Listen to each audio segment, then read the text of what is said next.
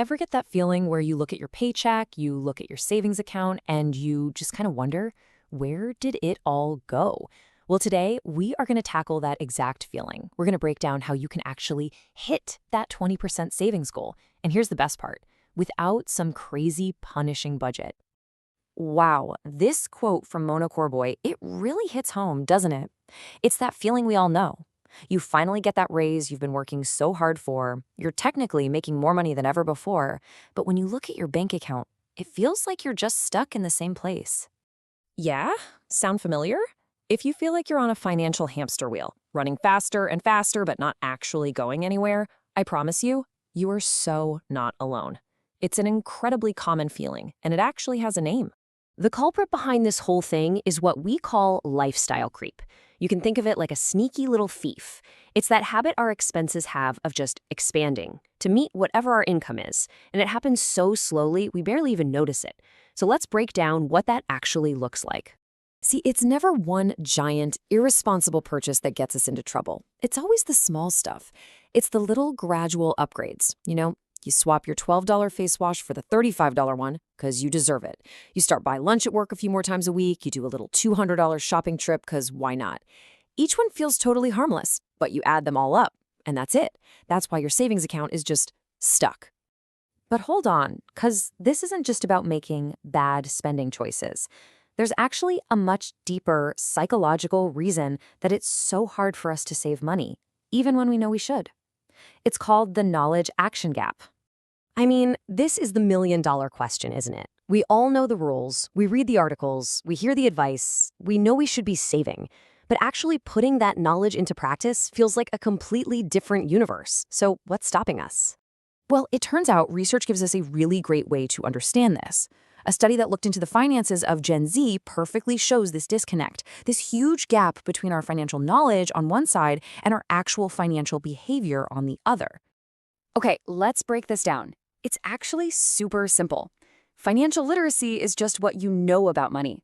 Financial behavior is what you actually do with your money. And here's the thing, just knowing more doesn't automatically mean you'll do better. To actually save more, we have to bridge that gap. We have to focus on changing our actions, not just our knowledge. So how do we do that? How do we finally bridge that gap? Well, the answer is not to create some miserable, super restrictive budget. No, it's about shifting our entire mindset to something called intentional spending. And we're going to use a really simple but powerful framework to guide us. Intentional spending is all about putting yourself in the driver's seat. It's a calm, conscious approach where you decide ahead of time what's actually important to you. It gives you structure without that stressful feeling of having to track every last penny. And the tool that makes all this possible is the famous 50-30-20 rule. It's so beautifully simple. You take your after-tax income and you divide it into 3 buckets.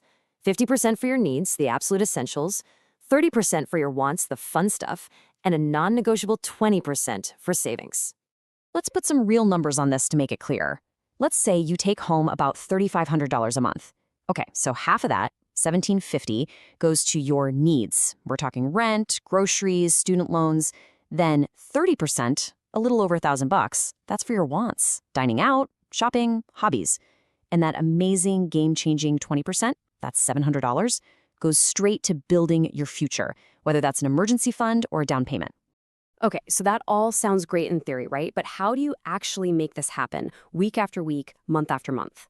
Well, you need a toolkit. So let's get into the step-by-step actions you can take like right now. It all boils down to 3 really simple but powerful habits. First, you're going to track. Second, you're going to automate. And third, you're going to use a little bit of tech to make it all way easier. Step 1. This is so important. For 1 month, I want you to just track your spending. But here's a number 1 rule: no judgment. Seriously, you are not trying to change anything yet. Your only job is to be a detective. Collect the data. This is how you're finally going to see where those little unconscious purchases are adding up and holding you back. All right, step 2. This one is my absolute favorite because it's like a Jedi mind trick you play on yourself. You're going to open a savings account at a totally different bank than your main checking account. Then you set up an automatic transfer for 20% of every single paycheck. This is that classic out of sight, out of mind strategy. When the money feels further away, you're way less tempted to dip into it. Trust me, it works. And for step 3, let's make your phone do the heavy lifting for you. We're lucky to live in a time where there are some fantastic apps that can make this whole process almost effortless. A great place to start is an app like Rocket Money. Its whole job is basically to be a private investigator for your bank account. It sniffs out all those recurring subscriptions you totally forgot you were even paying for. You would be shocked at how much lifestyle creep hides in those old free trials.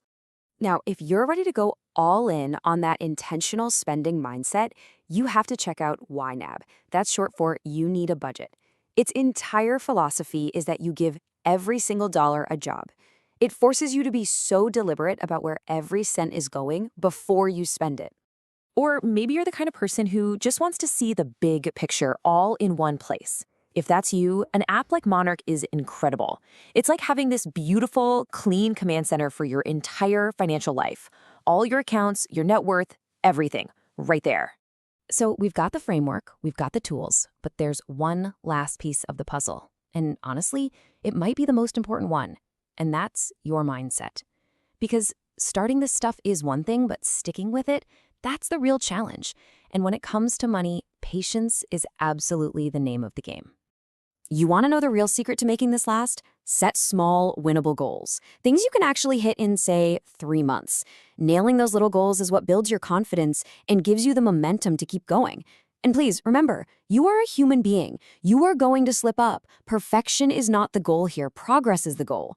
So I want to leave you with this thought. It took you years to build your current money habits. It's going to take more than a weekend to change them. This is a process. It takes time to learn, to adjust, and to build that savings muscle. The most important thing you can do is just be patient with yourself along the way. So let's forget about a massive overhaul starting today. Let's make it super simple. To get started, just think about this. What is one small, intentional choice you can make with your money this week that moves you just one step in the right direction?